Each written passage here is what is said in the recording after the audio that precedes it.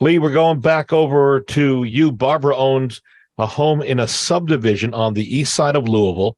She says in this email that we received this week, currently there are no restrictions on rentals in her subdivision, but she's wondering, can her homeowner association amend the covenants, conditions, and the restrictions, which are also known as CC&Rs, and prohibit Airbnbs from coming into her subdivision? This is a topic that we've heard a little bit about before. Lee? Yes, that is a very timely topic. And yeah, there's always an ability in any kind of CC&Rs, in any kind of bylaws that they can be amended. Obviously, over time, things have to be amended, laws and rules and things like that, because times change. Airbnb didn't even exist 50 years ago, maybe when it was written. So yes, there's always a way based upon usually it's a 2/3 majority of the owners in the subdivision can vote.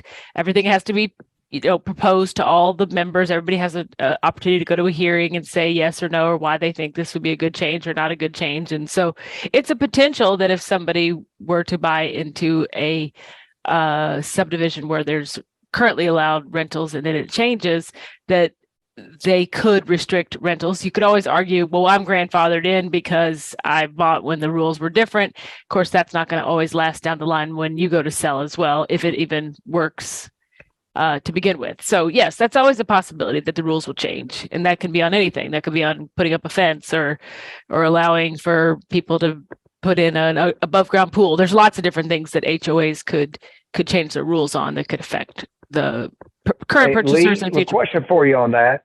On an HOA, if they did change the Airbnb and someone said, I'm still going to do it, what's the chances of them winning in court?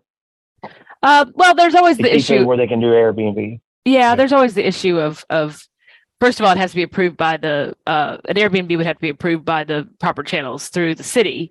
And so that would be one thing in the favor of the homeowner is, well, I got approved. So my house is approvable for that. Uh-huh. And then there's the argument of grandfathering in, and grandfathering in my opinion, isn't as rock solid as maybe an actual rule in your favor, but there is something to be said for the fact that, I've had this property and I've been able to rent it for 20 years and now you're changing the rules on me. So I wouldn't rely upon that though. If you really want to have an Airbnb, I definitely want to be sure and buy into a place where the rentals are currently allowed and there's no proposal to change that.